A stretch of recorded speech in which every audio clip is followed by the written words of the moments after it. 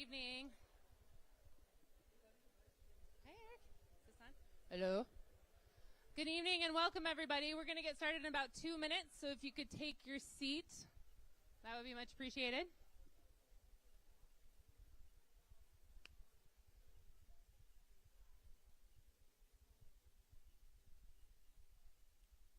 If you're a staff member, you're welcome to sit down too. If you're standing in front of the presentation, you're doubly welcome to sit down.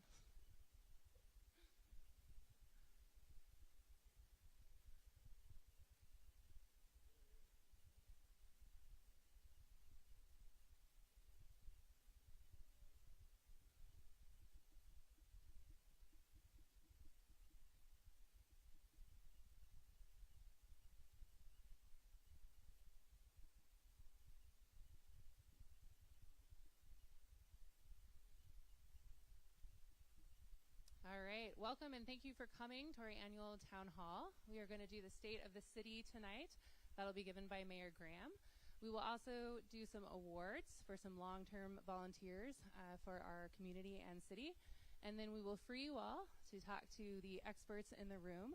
We have wonderful staff members here to talk about a number of topics tonight. So thank you to all the staff members who are here tonight. So I would like to introduce Mayor Graham to give the state of the city. So if we can give it up for her.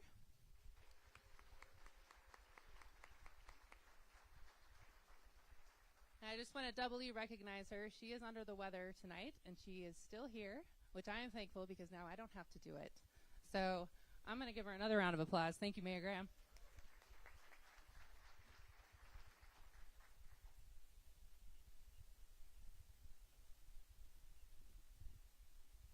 Thank you. Oh, hang on.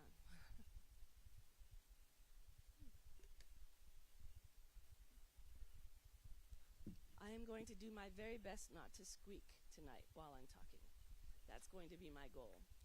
Welcome to the City of Ashland's third annual January Town Hall. It is wonderful to be here with all of you, in spite of being under the weather. I also want to welcome those who are joining us from home and to thank RVTV for live streaming this event tonight. This is one of the ways that we help make sure that people know what's happening in our city. We have come together tonight to celebrate a year's worth of progress at our city, enjoy each other's company, honor some outstanding community volunteers, and look forward to the new year. First, I want to thank the city staff who have organized our time together this evening. Sabrina Cotta, who was just up here, leads a top-notch staff at the city manager's office, and they have done a fantastic job putting this together, particularly Dorinda Cottle, who is our communications officer, and Alyssa Kolodzinski, our city recorder. So please help me thank them for their good work tonight.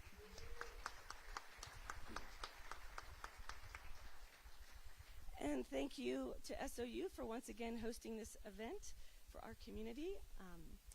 President Bailey and the SOU team are great partners on so many levels, and we appreciate their support this year as we have appreciated in the past. Thank you, President Bailey. And I also want to acknowledge that Joseph Hattrick, our superintendent of schools, is here with us this evening as well. Thanks for coming, Joseph. And your city councilors are here as well. So please stand and give us a wave when I call your name. Councilor Dylan Bloom. There's Dylan. Oh, they're all in one section. That's going to make this a lot easier, at least most of them. Councilor Gina Duquesne. Councilor Eric Hansen. Councilor Bob Kaplan. There he is. And our newest councilor, Doug Nauer. Council Chair Jeff Dale is unable to be with us tonight, but he sends his best wishes. I also want to acknowledge our Ashland Parks and Recreation Commissioners who are here. Commission Chair Jim Bachman. Are you here, Jim? To stand up and wave when I call your name if you're here. Justin Adams. Mike Gardner. Mike Gardner, stand up, Mike. There you go, all the way up. Rick Lont and Dan Wiener. So I would like us to give it up one more time for our City Council and our APRC commissioners. They do an incredible amount of work, both in front of the public and also the work talking with organizations and keeping their finger on the pulse of this community to do their job. So let's give them one more round of applause, please. And now for the state of the city. When we came together last year, we were still rebuilding our staff, our processes, our relationships. But we had high hopes for the new year. And here we are 1 year later with so much good progress to report. Ashland is starting to see the results of strategic focus and hard work.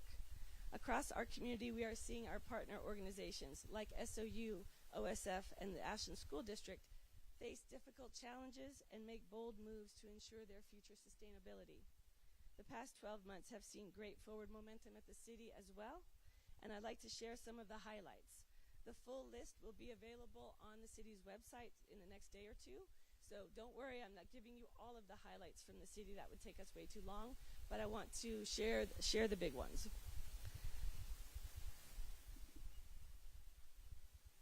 And we have a slide presentation. And here they are. Okay. In addition to the standard work of maintaining our infrastructure, our utilities, our public safety programs, and our parks and recreation elements, the city continues to work on the priorities that were identified by the community in the 2023 Town Hall. Reducing our wildfire risk, taking climate action, strengthening our economy, and addressing affordability. And to support actions to address these goals, your counselors and I have all taken on additional liaison roles with community partners so that we can understand what is happening with them and we can make sure that the city is the best possible partner. Our advisory committees and commissions provide vital assistance in helping Ashland meet its goals and are a key ingredient to the council's success. All committees and commissions have entered this new year with thoughtful and ambitious work plans that will help the council make real progress on our most important work over the next year. If you volunteer for a city committee or commission, would you please stand so your community can thank you?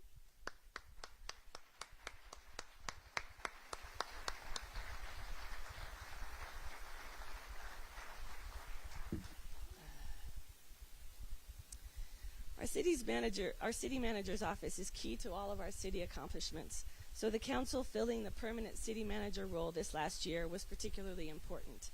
We appreciate all Sabrina Kade is doing to build capacity in this office and support the entire municipal operation. One of the things the city manager's office does is to engage this community to find out what is on the minds of our residents. And Sabrina loves it when I put a giant picture of her up on the screen. So, the city manager's office put out the livability survey last year. How many of you answered the livability survey when it got to you? We had a nice, strong return of that survey. And what it told us was that 90% of our respondents felt that Ashland is a great place to live. 78% felt that Ashland is a great place to drive, bike, and walk. 92% feel that Ashland is a great place for fitness, recreation, and accessing nature. And 91% feel that Ashland is a great place for culture, arts, and music. There were some concerns that were also highlighted in that survey. Overall economic health, safety from natural disasters, although 78% feel that the city is doing a good or excellent job with emergency preparedness, and communicating with the city.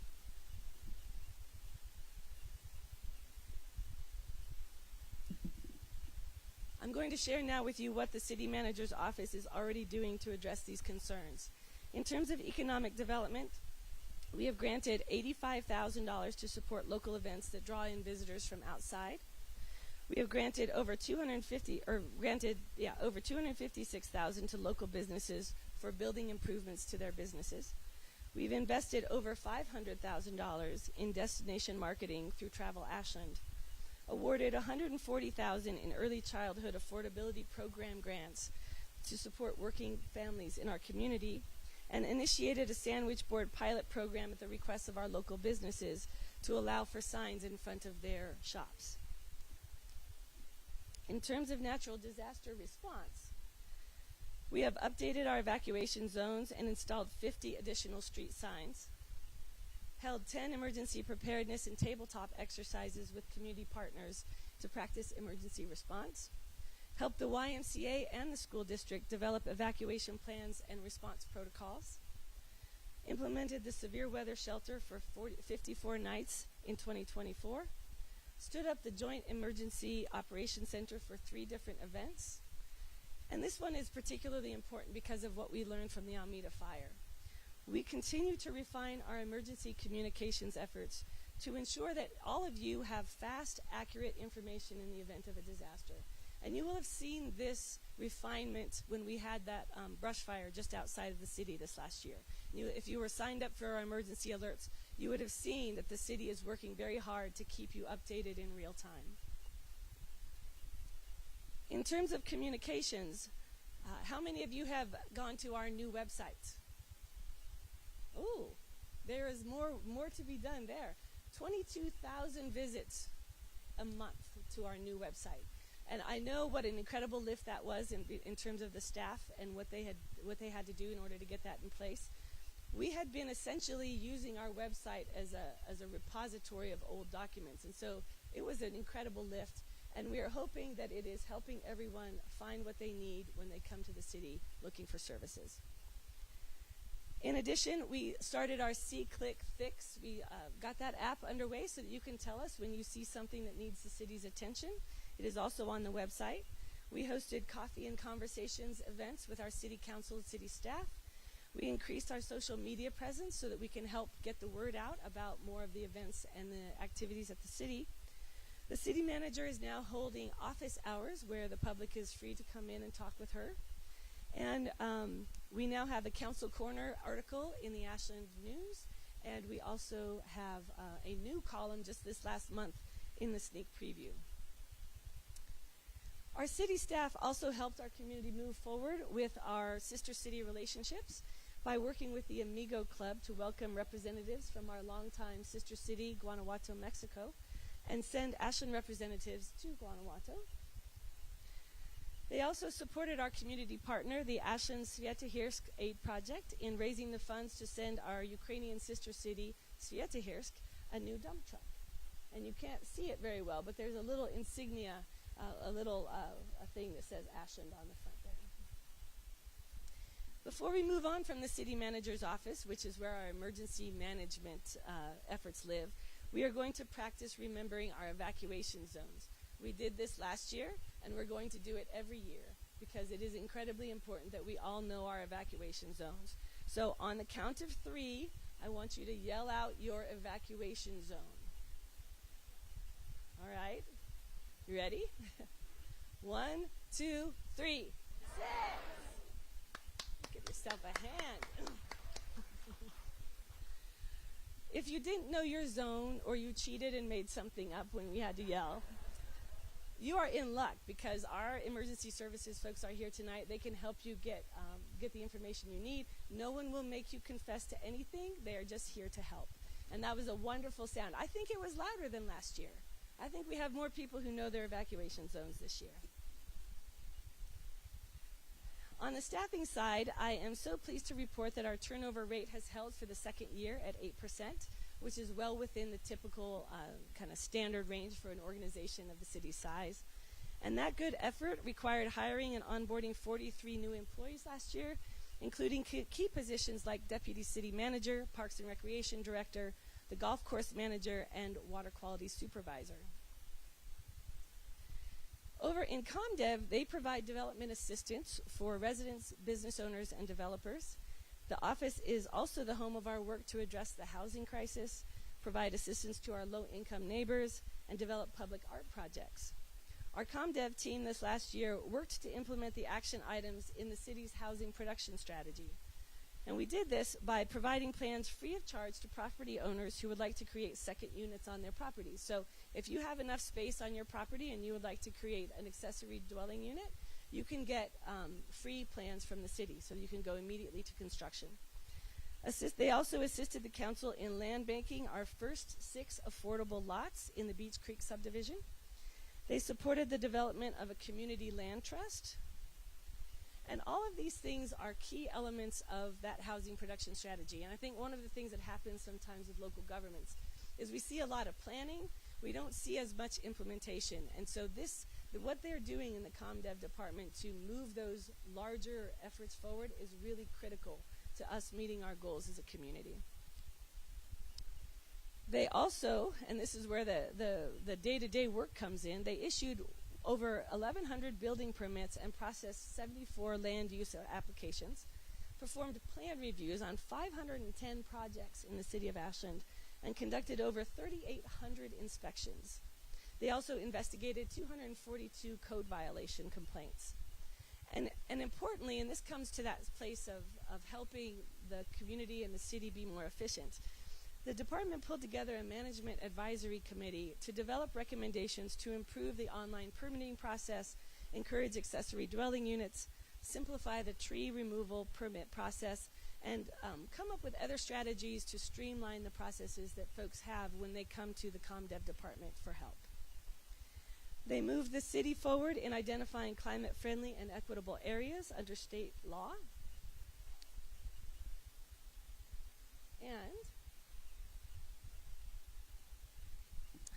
in terms of supporting affordable housing development and emergency shelter services, the city awarded $350,000 in affordable housing trust funds to organizations that are working to address homelessness and affordable housing. They awarded over $220,000 of federal community development block grant funding to local organizations and directed the remaining $112,000 to support building improvements at the 2200 Ashland Street site.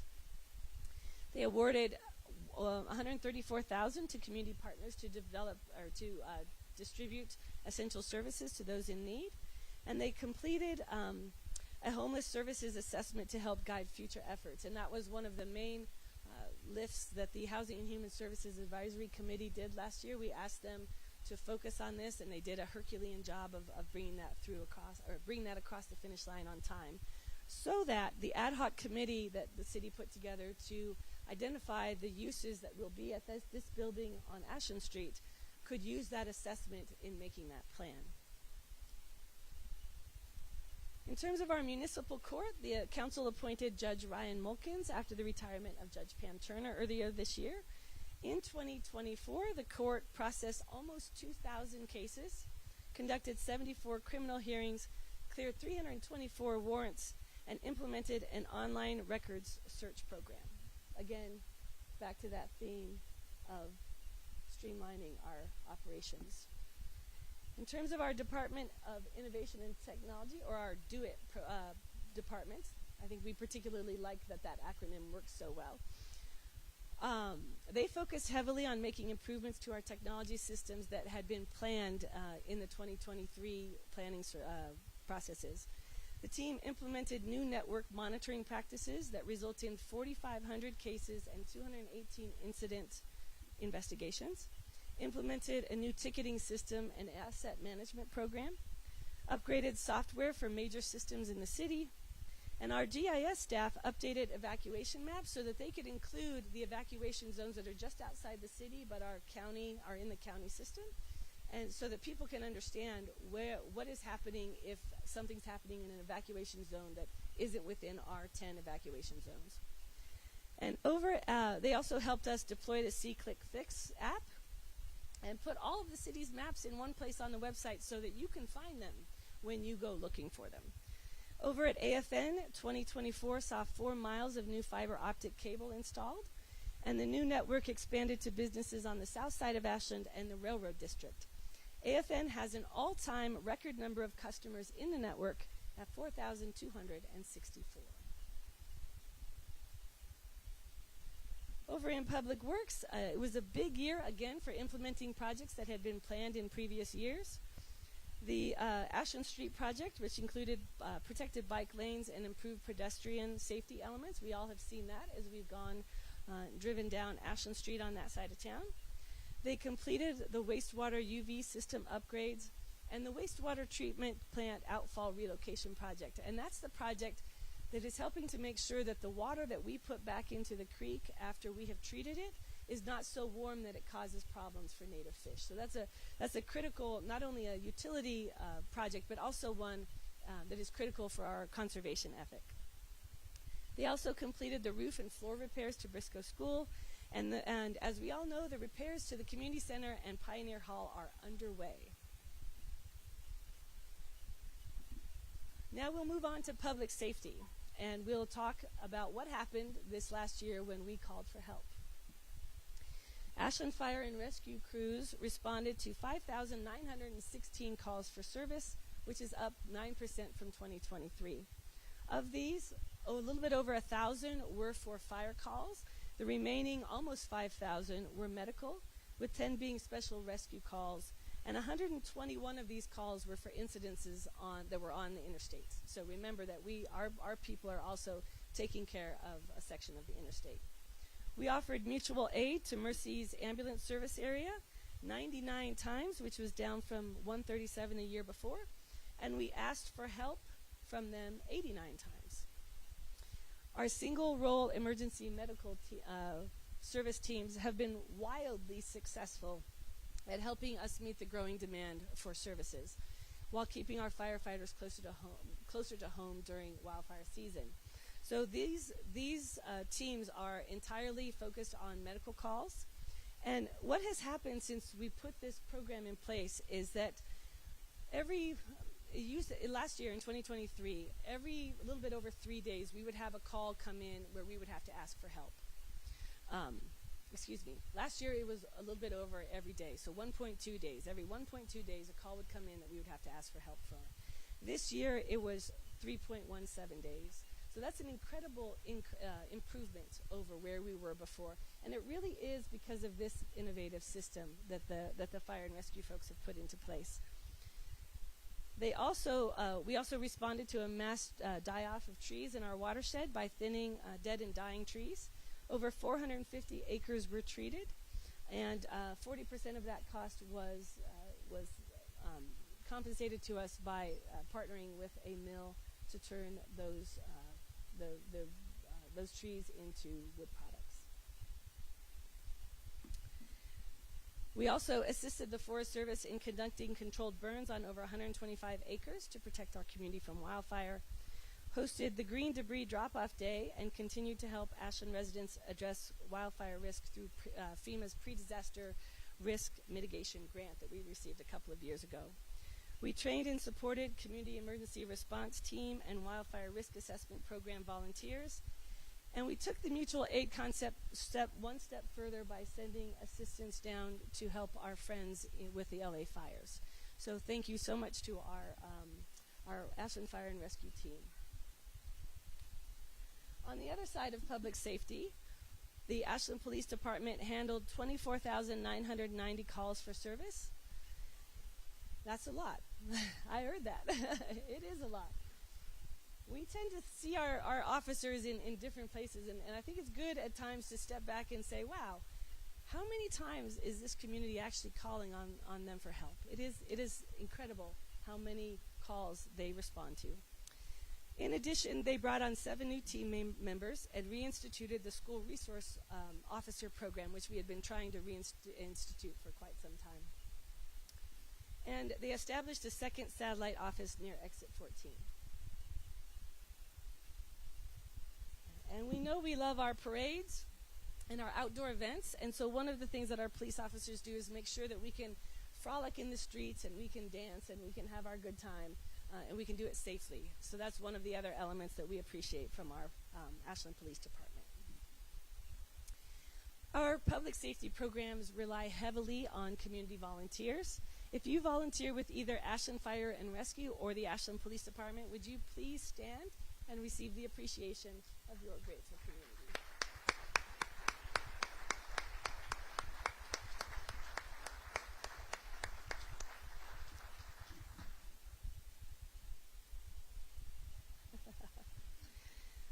Our electric department once again did a fabulous job of keeping electricity flowing for our residents and businesses, doing the day-to-day work of maintaining our system, and responding to 20 after-hours outage calls. The team passed all Public Utility Commission safety and vegetation management inspections and completed the electric system master plan. And here is that mutual aid concept again. Our electric department sent a 4-man crew up to Springfield last year. Do you remember when they had that freeze that just wouldn't break up in Springfield? It was taking their electrical system down, and people were without power all across the Springfield area, completely overwhelmed their systems. And they put out a call for help, and Ashland was one of the first communities to respond. We sent a 4-man crew up for 10 days, and afterward we started getting these notes in the mail from people who had had their electricity restored by our people. They looked out their window and they saw Ashland's crew, and this is kind of the best stuff, right, of what we can do when we can not only take care of our own community, but we can lend a hand to others when they need it. Our energy conservation programs live in the electric department, and last year the community took the city up on its incentive offers for energy conservation by taking incentives for 35 electric vehicles, 72 electric bikes, 30 induction cooktops, 60 solar installations, 171 incentives for other energy efficient measures, and 4 zero-interest energy efficiency loans. Over in the finance department, in addition to securing another clean audit, our finance team fully staffed and trained the utility billing division and reopened walk-in hours to the public. I know. It is, they have done, again, an incredible job of bringing that system back into alignment and making sure that people can get to the help that they need. We are still working on some of those elements, but I'm really proud of the work that our finance department has done with utility billing. They reduced delinquent receivables by 33% since last spring by helping residents get onto payment plans. They revamped the purchasing process to make it more efficient while maintaining appropriate controls. They improved automation that saves over 120 hours per month across city departments. And across all of the departments, working with the finance department, the city of Ashland secured over $6.1 million in grants last year. And that is something that goes, and we can thank all of the departments for that. In terms of parks and recreation, in addition to managing our parks, open space, and recreation programs, Parks and Recreation also hosts our senior services programs. This year, again, 2024, was a big year for Parks and Recreation. They received $1.7 million in grants from the Oregon Parks and Recreation Department's local government grant program to support a major maintenance project at the Hunter Park tennis courts and Phase 1 of East Main Park. They processed 46 special event applications for events that occurred in the parks and helped create new and expanded community events like Epic Ashland's Summer Sounds concerts and Blackstone Audio's Rock the Knoll. The department implemented new registration software, and this is going to be another one of those numbers. Cleaned 37,960 restrooms. That's a lot. Now, they're not all different restrooms. It's the same restroom multiple times, but you get the picture.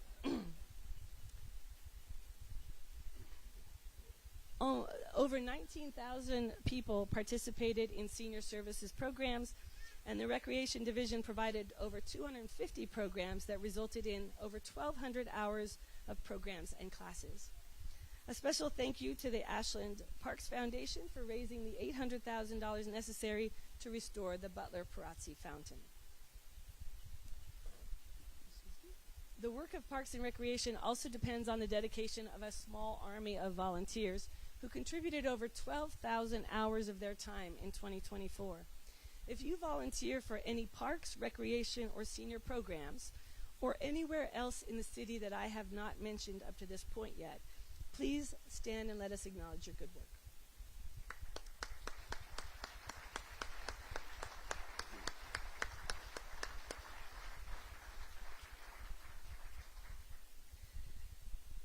All of the progress that I've shared was created by our staff with the help of many volunteers and the City Council.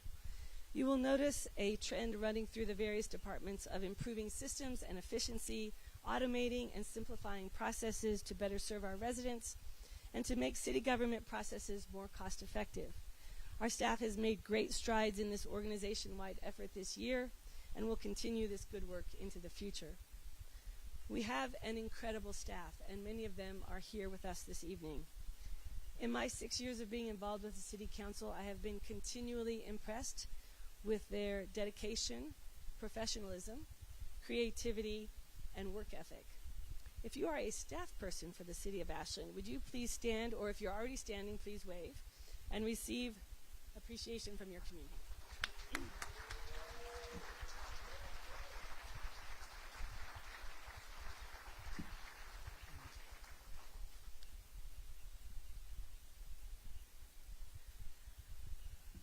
Now looking ahead to 2025. In 2025, we are going to continue to streamline governmental processes at the City of Ashland. We are going to complete the economic opportunities analysis, the manufactured park zone ordinance, and the climate-friendly areas process, as well as our electric rate study. We will roll out the USDA on-bill financing program for our conservation programs, develop the 2025 to 27 biennial budget, and expand our utility assistance program. We will continue wildfire home assessments, train contractors in wildfire risk reduction, and ramp up fire inspections. We will continue the fiber rollout with the Ashland Fiber Network, and we will focus in terms of parks, on the construction of the new East Main Park. We will install wayfinding signage to send visitors to other commercial parts of Ashland. We will continue to focus on the downtown and Cap East zones in terms of livability, complete the water rate study, develop a facilities plan to address deferred maintenance, work to secure grant funding for the new water treatment plant, and complete the remodel of Pioneer Hall and the Community Center and the shelter building at 2200 Ashland Street. Pioneer Hall and the Community Center will be done, we're expected this spring. So that's what we have lining up for next year. And all of that is in addition to what the community or the city is already doing. It's a big task, but we are up to it. Our staff is up to it. Our city volunteers are up to it, and our council is up to it. And now I would like to talk about something that I think is in the room, and that is the bigger picture of the world at the moment. And if you will humor me, I will close before I do that. The larger world is changing rapidly in ways that are frightening and unpredictable, and they threaten many of the values that we share here in Ashland. I won't list the many ways that this change is happening. We all know what that story is. But many people in our community are frightened. They are concerned for their neighbors, for their country, for their planet. And so this is the world in which we come into 2025. And so if you think about what city government does, it's really the nuts and bolts of essential services and quality of life for our residents. But city government is not immune to major changes that happen at the federal level or at the state level. And so just know that we are paying attention to what is happening. We are paying attention to the programs that support our work. We are doing everything we can to advocate for the things that are important to our community, and working to stay abreast of these changes so that we can respond accordingly. And if you'll humor me, I will close with a sports analogy. Counselor Dale has nothing on me when it comes to sports analogies. I grew up playing basketball, and then I coached my kids and my nephews in basketball. And one of the first things that a basketball coach teaches basketball players is, who has it? First thing, dribble. The first thing is dribble. And when you teach a new player how to dribble, one of the first things that you do is you teach them how to not look at their hands. And the reason that you can't look at your hands is that if you are looking at your hands and the ball, you can't see the play. And if you can't see the play, you can't make the play. And so as we go forward in this next year, one of the important things I think for us as a community is going to be to keep our head up and keep our eyes forward. And this does a couple of things. It allows us to see those circumstances where we might be called to respond, It also helps us see opportunities that we couldn't have predicted that appear out of nowhere. But one of the most important things that it does is it allows us to support each other. It allows us to see that a friend is in need of support. It allows us to know that a neighbor needs a hand. It allows us to welcome a stranger to our community. This is a difficult and unpredictable time. We don't know what the future holds exactly, but we don't need to know because we know who we are. We are a community that believes in fairness. We believe in kindness. We believe in the rule of law. And we believe in the Constitution. And while we might be inclined to droop down a little bit here, we're not going to do that. We're going to travel down this bumpy road into an uncertain future together with our heads up and our eyes forward, because that's what allows us to see the play forming. As I have talked with mayors around Oregon and around other regions of the country, one thing has become very clear. Progress in the near term on so many of the things we care about is going to happen right here at the community level, where we and other communities like ours will continue to innovate, solve problems, and look after each other. We are going to continue to aggressively pursue our shared goals. We are going to continue to leverage the fantastic expertise and the generous hearts of our people in solving difficult local challenges.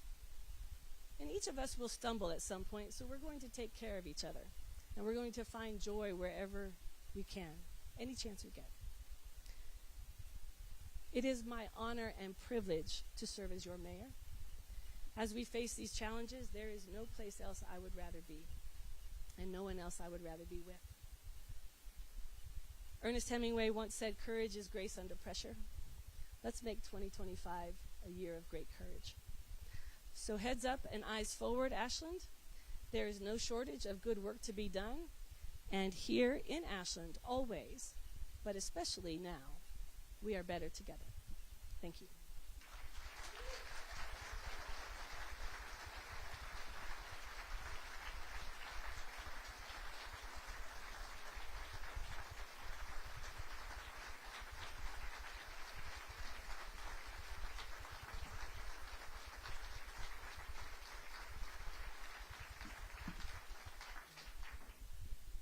Thank you.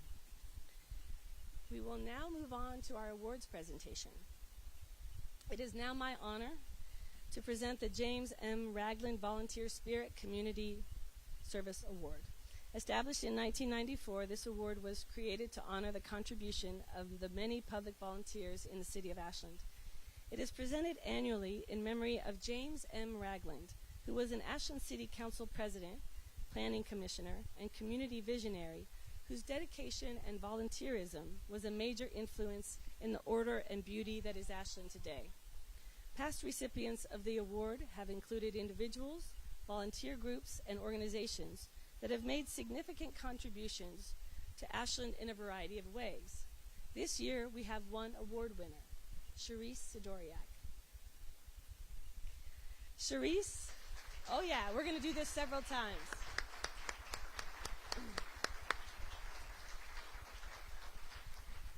Cherise has dedicated an unbelievable amount of time, over 3,000 hours and counting, to Ashland's wildfire mitigation efforts after a career in fire management at the federal level.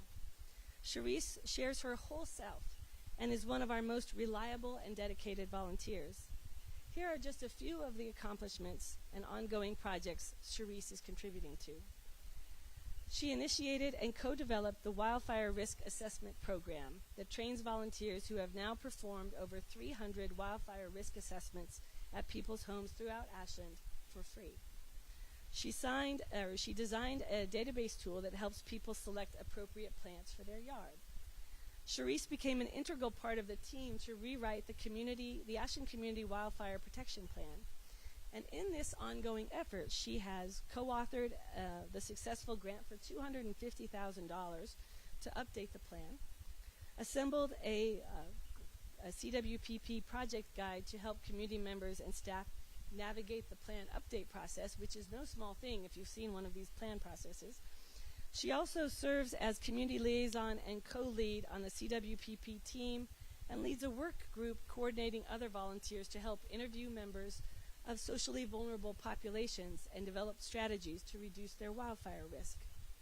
Charisse has interviewed over 150 households in this demographic, knocking on doors and navigating difficult conversations with a segment of the population that is often overlooked in traditional outreach and communication. Charisse and her husband designed and summarized 3 public surveys that are being used to gauge wildfire awareness and attitudes among Ashland citizens. She has performed over 75 wildfire risk assessments on properties in Ashland herself, a process that takes approximately 3 hours of preparation, time on site, and reporting. Charisse has been a lead instructor for the Osher Lifelong Learning Institute for the past 5 years, teaching classes about forest and wildfire safety that have featured local experts, including Charisse herself. She has transformed her own property into a wildfire mitigation example at significant cost and work. She regularly offers up her home and property for educational opportunities to help others achieve fire readiness. Charisse and her husband Walter are frequent hosts to traveling musicians who play concerts in Ashland. She has made it a top priority in her volunteer work to ensure that vulnerable residents are heard and their issues are promoted in the planning and implementation of any fire prevention, funding, and work.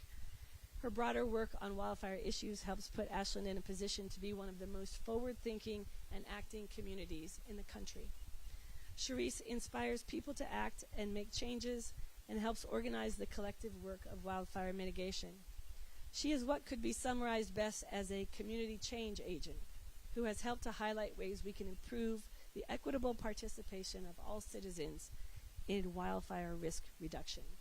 I have had the good pleasure of working with Charisse myself, and I can't tell you how pleased I am to be giving her this award this evening. I would like to, at this point, invite Chris Chambers up. He's going to share just some brief reflections of working directly with Charisse.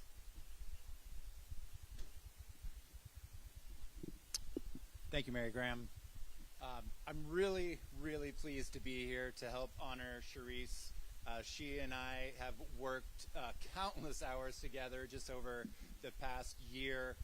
And if we are a dynamic duo, she is certainly the Batman and I'm the Robin in the relationship.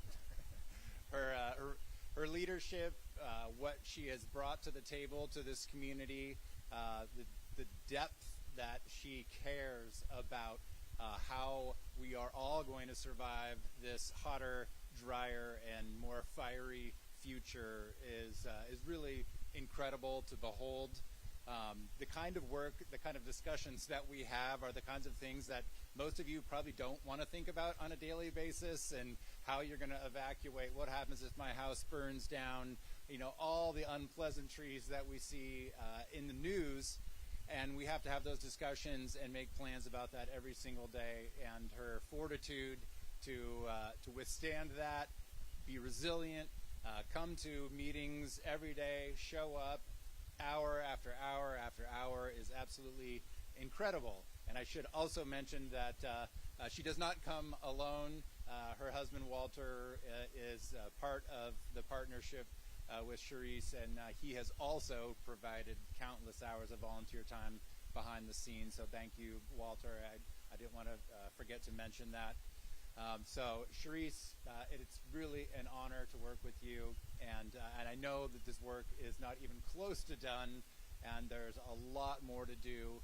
And I know that in the future, your unflinching dedication to this community will, at some point, allow us to step back and say, wow, we just had this horrible fire and we saved our community, and Charisse will be a huge part of that story. So thank you so much.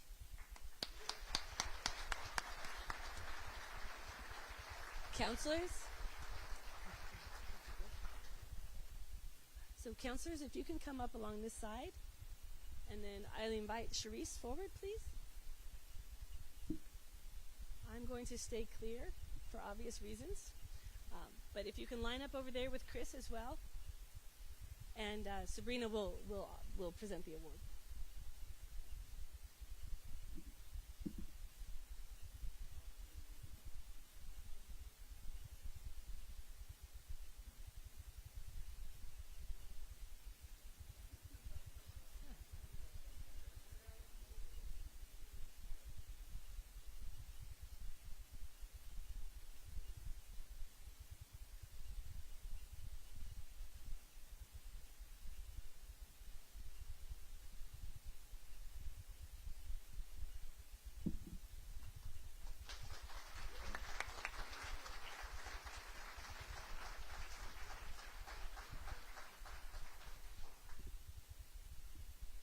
Thank you for all the kind words.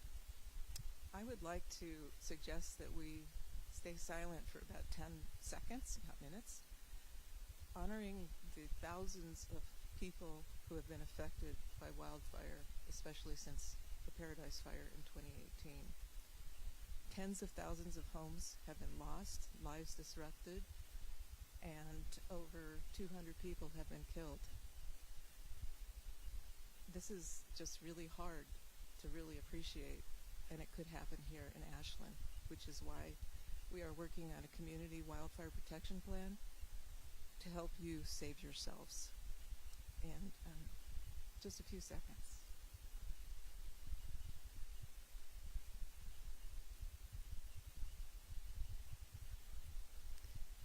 Thank you. And then the last thing I want to do is there are quite a few wildfire risk persons here, people who help people reduce risk, either by doing assessments or physically helping them reduce risks. Could you please stand?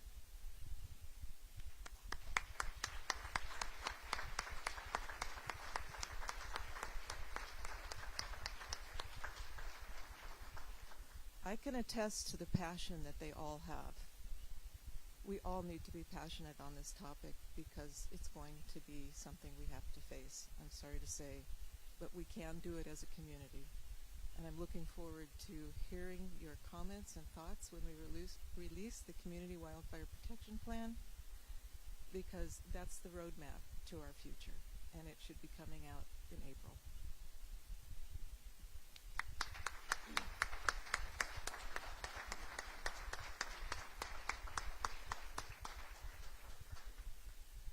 Thank you, Sharice. I will now present the Alan C. Bates Public Service Award. This annual award is offered in memory of the late Senator, Dr. Alan Bates, who represented Ashland and Southern Oregon in the state legislature for 16 years. Through his service, we got to see what it means to work towards something that is bigger than ourselves. The Bates Award is a way to recognize and thank individuals in the public sector for outstanding efforts to make Ashland a strong and beautiful community. Potential honorees are elected or appointed officials, government employees, or community members engaged in public policy. This year, the Alan C. Bates Public Service Award is presented to two people, Keith Swink and Tom Giordano, both of whom served on the Historic Preservation Advisory Committee for nearly 20 years. We'll start with Keith. Keith's interest in historic preservation began long before he was working in the building trades, since the study of history had been his lifelong passion. After learning his craft as a finished carpenter and cabinet maker, he eventually started his own business as a residential remodeling contractor in Los Angeles.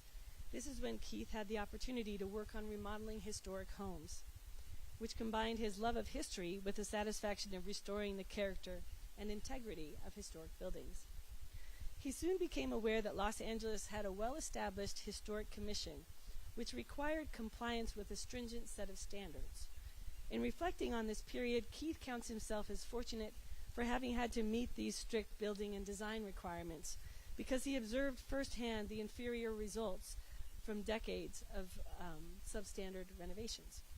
When Keith moved to Ashland in 1998 and reestablished his contracting business in Southern Oregon, he continued to pursue his interest in working on historic buildings and applied to serve on what was then the Ashland Historic Commission. And that was in 2003. He served on the commission for almost 19 years and was regarded as a reliable and steady hand in carrying out the Commission's responsibilities to ensure that proposed building projects in the 4 historic districts not only reflected the architectural integrity of the original building, but also retained the character of the surrounding neighborhoods. At the same time, Keith was always attentive to the perspective of the homeowners and builders in the Commission's deliberations. Keith's enthusiasm for learning about Ashland's history has become a driving force, became a driving force in his commitment to raise public awareness of the history of the people and places that shaped the city's heritage. He encouraged the Commission to recognize the important part it plays in educating the community about how Ashland's historic resources, whether they be houses, commercial buildings, parks, or whole neighborhoods, serve as a kind of touchstone for remembering the stories of the many and diverse people who came before us. Keith urged the Commission to learn more about the indigenous people who made this land their home long before the pioneers settled here and before the historic structures we seek to preserve were even built. He called for us to acknowledge the importance of the stories and contributions of the people and cultures that were often forgotten in the telling of our history. Our community is indebted to Keith for his service in preserving the architectural heritage of Ashland's historic districts, and for challenging us to become more intentional in remembering the stories of indigenous people. Unfortunately, Keith is not able to be with us tonight, so we will make sure he receives his award. Our second award winner is Tom Giordano. Tom has had a long and impressive career in architecture, city planning, and historic preservation.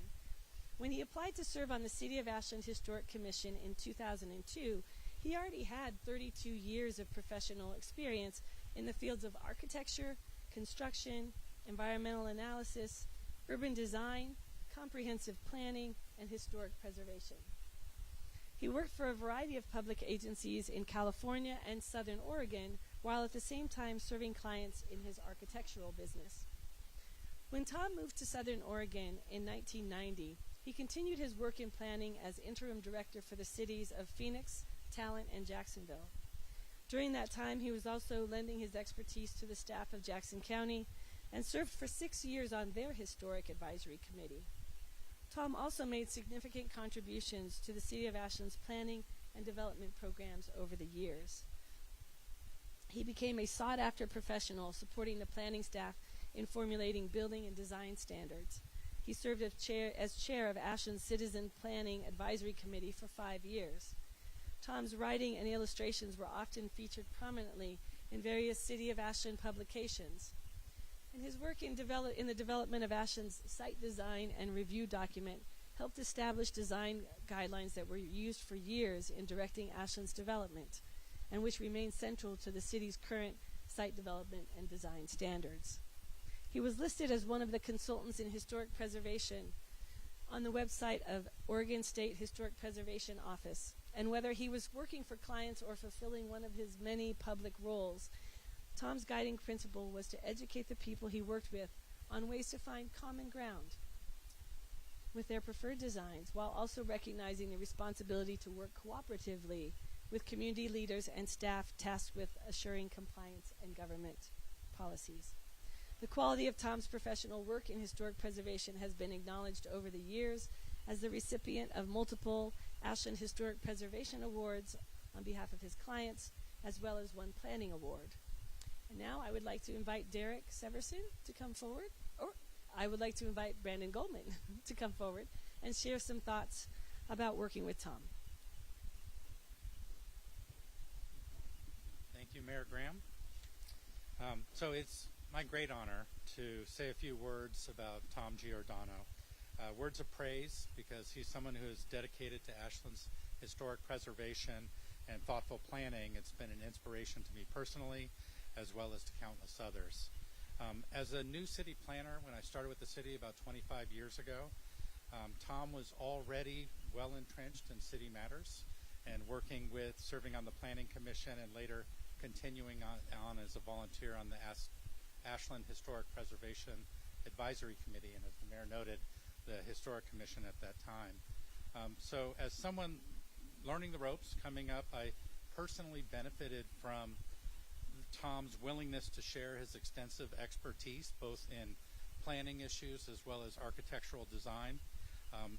And Tom not only provided insights on the complexity of land use planning to a new planner and provided that freely, he also offered encouragement and demonstrated how a career in planning can be deeply rewarding.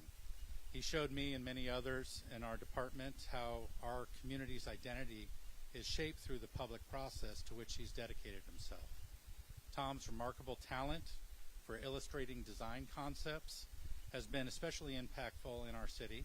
His ability to translate complex land use planning code into visual representations, such as those used in the design guidelines and master plan illustrations, helped us envision how what is admittingly rather dry planning code language can be translated into beautiful buildings and vibrant neighborhoods.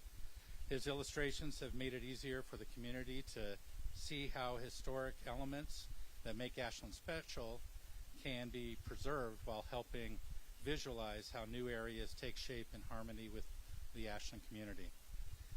Historic preservation ultimately connects us to our past, enhances our community's identity, and fosters the charm that draws people to live, work, and visit here. And Tom is one of the many volunteers that has dedicated his time, skills, and passion to improving and preserving the community we all cherish. Ultimately, I think Tom exemplifies the old adage that you leave a place better than when you found it, and his dedication of time and talent to preserving Ashland's history while shaping its future with care and vision. So I'm pleased. I hope you can all join me in celebrating Tom Giordano, an extraordinary volunteer and visionary leader whose contributions will be a legacy for Ashland and future generations to come. Thank you, Tom. Tom, please come up. There he comes.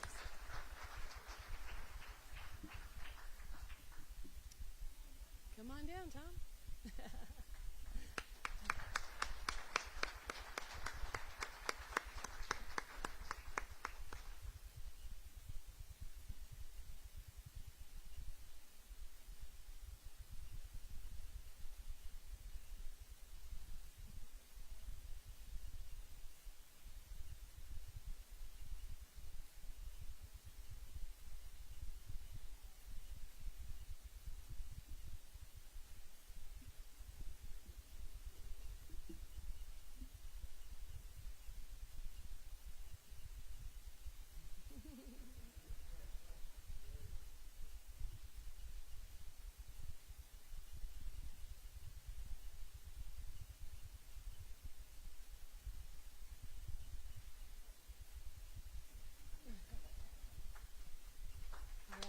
One last round of applause for all of our award winners. And Tom has a few words for us. Very brief. I'm so overwhelmed.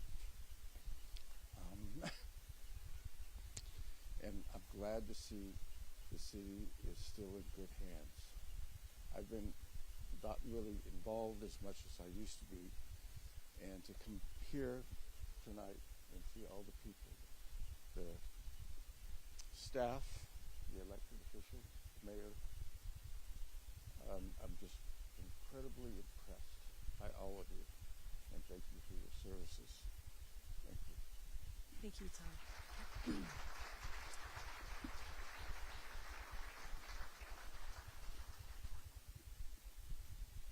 So now I would like to invite Sabrina to come back up. She'll give us instructions for the last bit of the evening in terms of what we do at those tables. And while she's coming up, thank you again so much for coming out tonight. In-person meetings are so incredibly important in a community. I think they will become more important as we go on. And it's just great to see everyone out here taking an interest in their city government. All right. Thank you, Mayor Graham. Thank you for that address. So for the rest of the evening, we have wonderful staff here. We have our Conservation Division, our Parks and Rec Department. We have AFN representatives. wildfire preparedness, some of our CERT and RAP folks who you've heard about tonight, as well as our emergency manager about emergency preparedness. So we welcome you to come learn about what we do at the city. I will be here to answer questions as well. We also have council members sprinkled around. Feel free to tag them. And thank you again for attending tonight. And when our time is up, I will come up here and start singing, so everyone will exit. Thank you.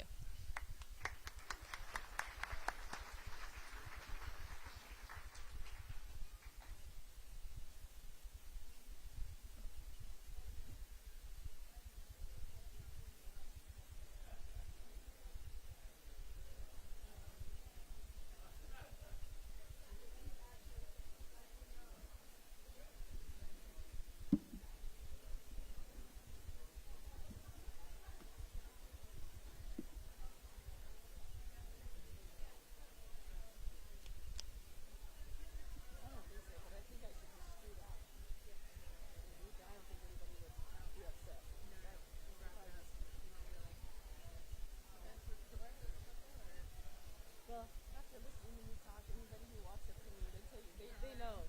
Yeah, they've done this themselves.